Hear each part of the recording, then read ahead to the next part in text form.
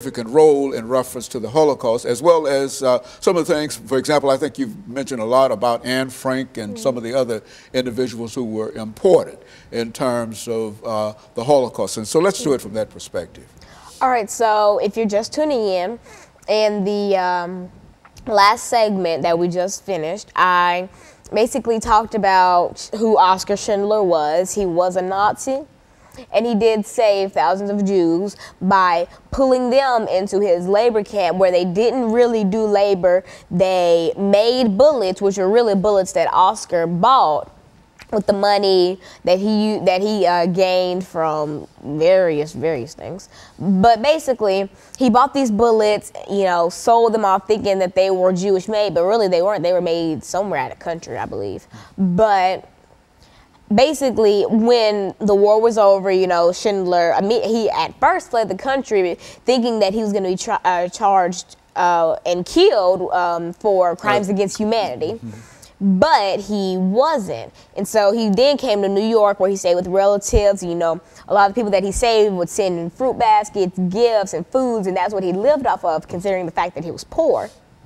And then when that started to kind of decrease, you know, he just kind of lived off of family members until his death. And then I mentioned something that not a lot of people know. If you've ever seen the movie Schindler's List, you know, in the end where you see a bunch of people in a line, and it's just long lines. You know, there's children, elderly people, you know, middle-aged, and stuff like that. And so in the beginning, you're probably thinking, you know, what are all these people in this line for? And they're dressed kind of 80s clothes, like around the time that Schindler's List came out. And so all these people are lined up, and then they all have stones in their hands. And so you're just like, what is happening? So they all go up and they place a stone on this little marker. And then you realize that the marker is Schindler's tomb. And so they're all putting these stones on there, and there are just not thousands, but there are just so many stones, not just on it, but surrounding his grave. And these are all stones from the people that he saved. Because at the time he saved, what, 3,000 people? Think of those people, at least 100 of them had children. They had children, and they had children, and the line goes on and on. So just think of how many lives Schindler has saved. I mean, back then it was thousands, but just think now, it could probably be, if not already millions, near millions.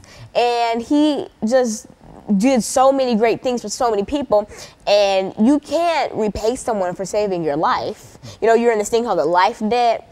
And so basically they showed their gratitude by placing these stones on there. And I thought that was a beautiful part of Schindler's List that was very well persecuted. And that really brought me to tears. You know, I don't usually cry at movies, and that's why I was saying that it was so crazy for me to just sit there and just bawl my eyes out the whole movie. And so in a real sense, Alana, I think we've talked about Anne Frank and